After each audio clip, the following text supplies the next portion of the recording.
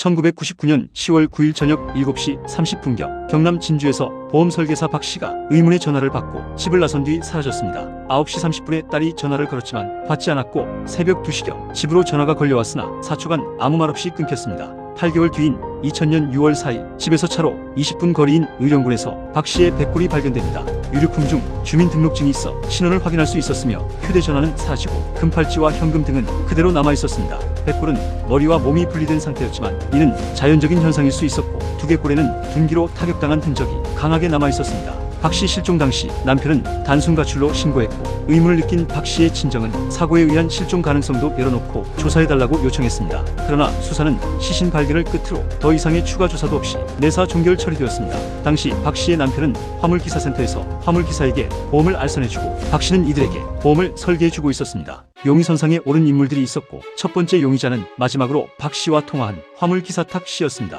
탁씨는 보험 고객 중 한 명으로 보험 증거를 받지 못해 전화를 했으며 피해자와 만난 뒤 친구를 만나러 갔지만 만나지 못한 채 돌아와 박씨의 남편과 같은 사무실에서 잤다고 말했습니다. 남편도 용의선상에 올랐는데 박씨 앞으로 여러 건의 보험을 가입했고 박씨가 사망하자 어린 딸을 데리고 보험금을 수령한 것으로 확인되었습니다. 하지만 시간은 흘러 남편은 고인이 되었고 한 방송에서는 당시 화물기사였던 강씨가 범인일 가능성을 제기했습니다. 강씨와 박씨는 평소 술을 마시고 노래방에도 함께 다니던 친한 사이로 알려졌습니다. 강씨는 박씨에게 호감을 가지고 있었고 당시 수사에서는 단 한 번도 용의자로 고려되지 않은 사람이었습니다. 방송 취재진은 수소문 끝에 강씨를 만나 인터뷰를 진행했으며 그는 친하지만 아무 사이도 아니다 라고 말했습니다. 박씨 실종 당일 행적을 묻자 기억은 잘 나지 않지만 동료 기사와 여주나 이천 쪽을 다녀왔다고 답했습니다. 그러나 동료 기사의 증언은 전혀 달랐고 그는 그날 서울에 농산물을 싣고 올라갔다고 했습니다. 인터뷰 분석 결과 강씨의 진술은 여러 부분에서 번복되고 내용이 오락가락했습니다. 그는 단 한 번의 조사도 받지 않았지만 16년 전 발견된 박씨의 유류품과 사라진 휴대전화에 대해서도 정확히 알고 있었으며